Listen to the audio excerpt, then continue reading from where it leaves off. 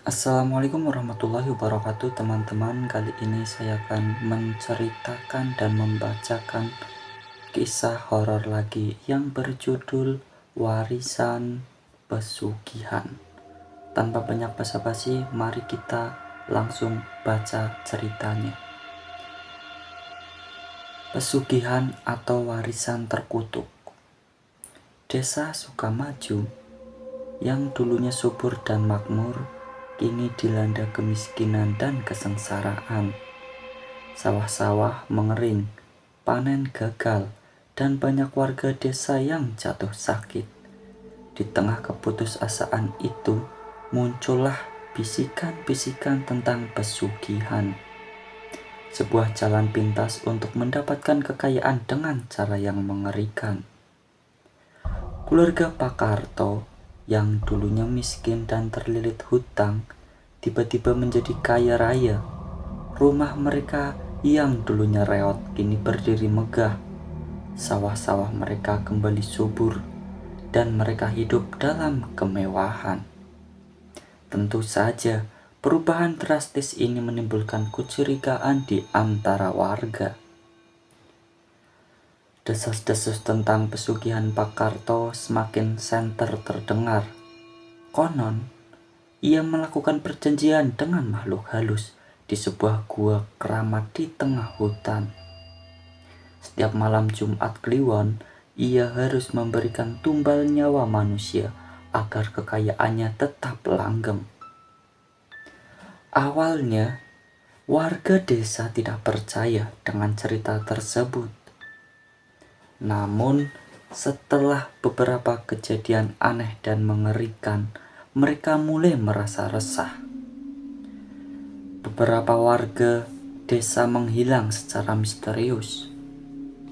Dan setiap kali ada yang hilang, Pak Karto terlihat semakin kaya dan bahagia. Suatu malam Jumat Kliwon, seorang pemuda yang bernama Budi memberanikan diri untuk menyelidiki kebenaran tentang pesugihan Pak Karto. Ia menyelinap ke rumah Pak Karto dan bersembunyi di balik semak-semak. Ia melihat Pak Karto keluar dari rumahnya dengan membawa sebuah keranjang yang ditutupi kain hitam. Budi mengikuti Pak Karto dari kejauhan. Mereka berjalan menuju hutan, semakin dalam dan semakin gelap. Akhirnya, mereka tiba di sebuah gua yang dipenuhi dengan aroma dupa dan bunga-bunga lalayu. Di dalam gua, Budi melihat pemandangan yang mengerikan. Pak Karto meletakkan keranjangnya di depan sebuah altar yang dipenuhi dengan tengkorak dan tulang belulang. Kemudian, ia membuka kain hitam yang menutupi keranjang tersebut. Budi terkejut melihat isi keranjang itu. Di dalamnya terdapat seorang bayi yang masih hidup.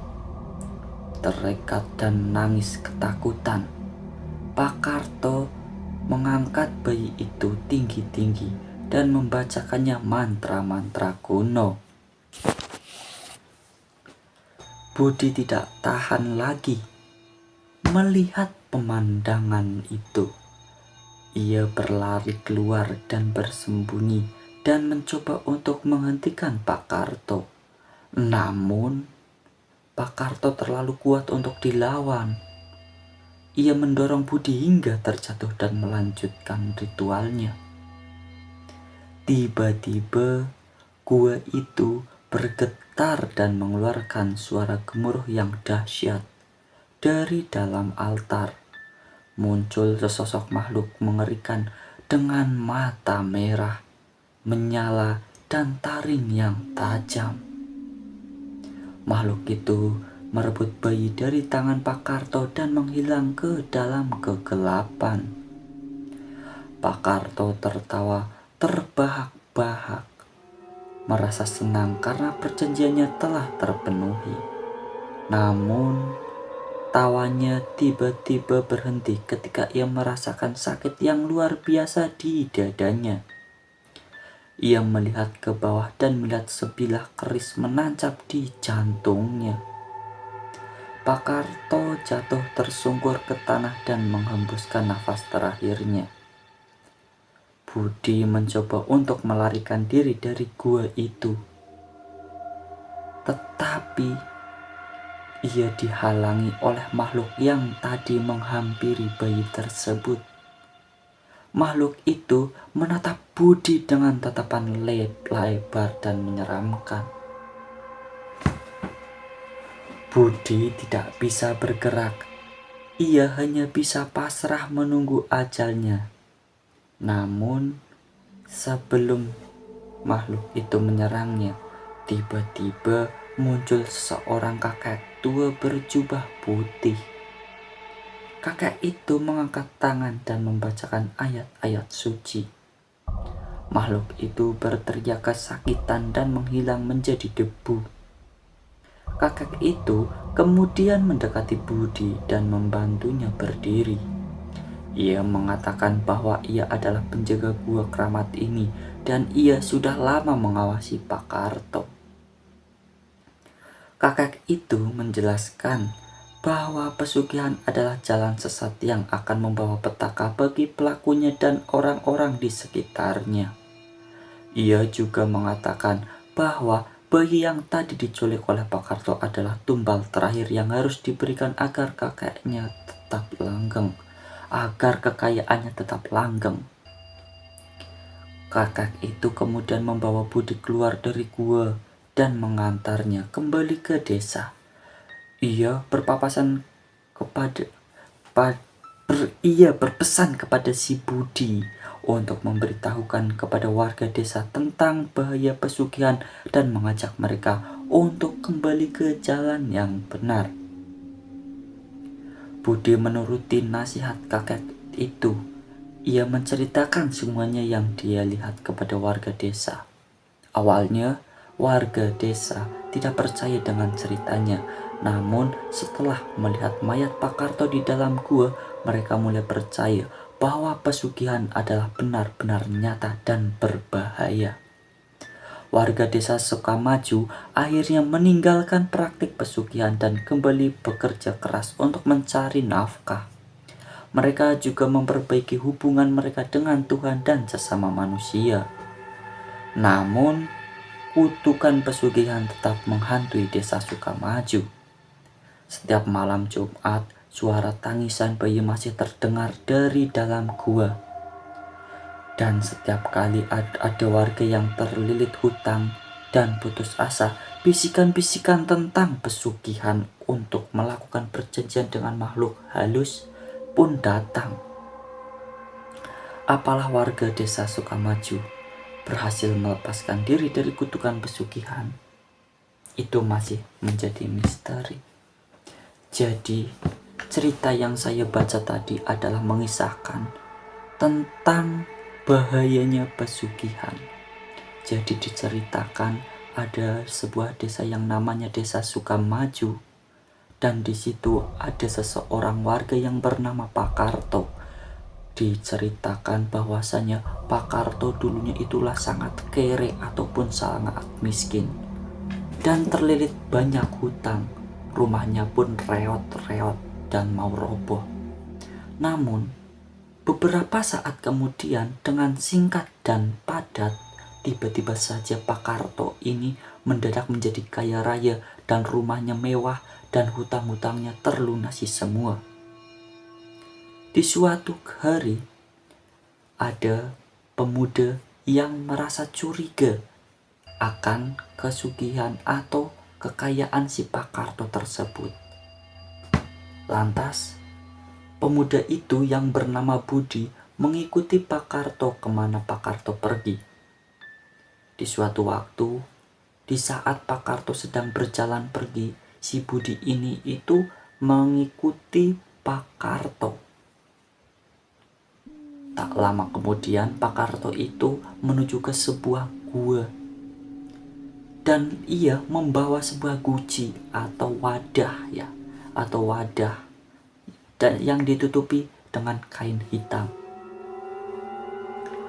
Lalu di dalam gua, si Budi pun mengintip Pak Karto itu sedang ngapain.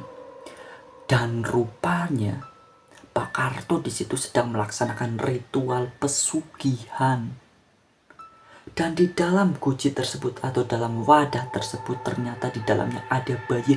Untuk apa? Untuk ditumbalkan. Sontak saja Budi merasa keheranan dan menggeleng-gelengkan kepala.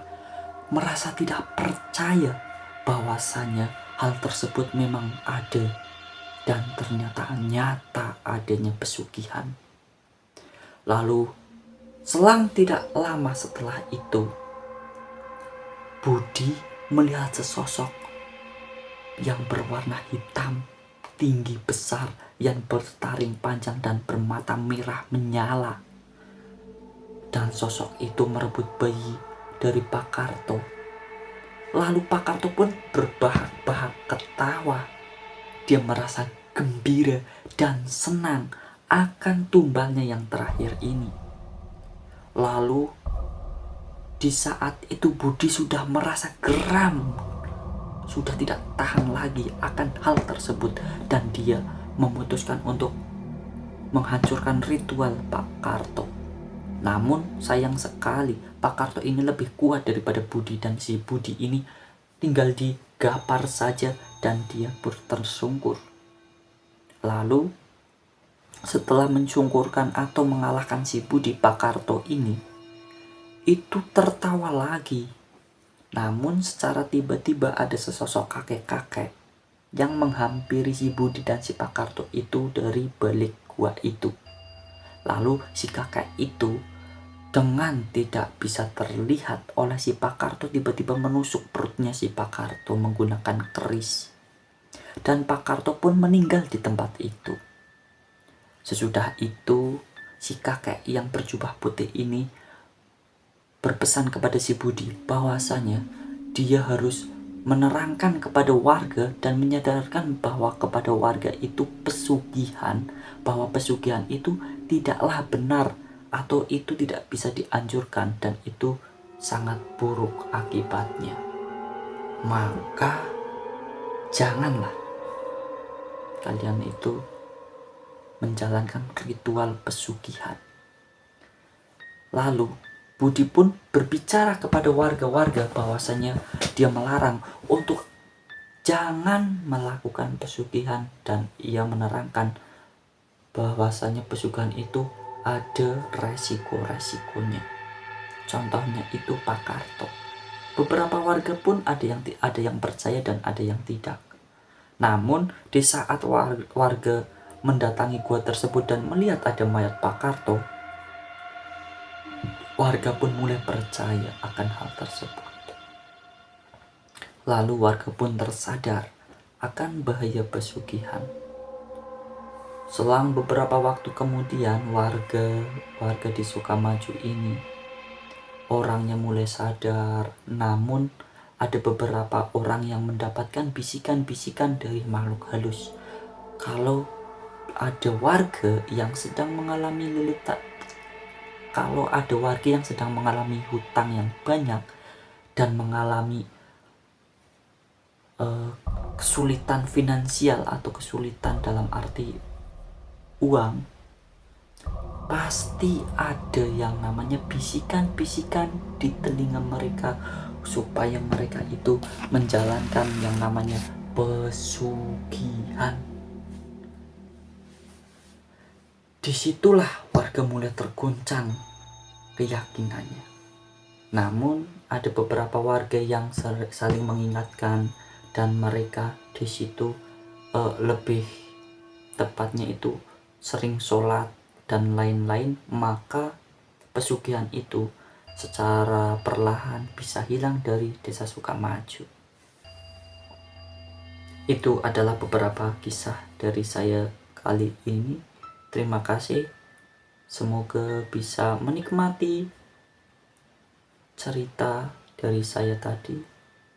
Saya akhiri, billahi taufiq wal hidayah, akhirul kata. Wassalamualaikum warahmatullahi wabarakatuh.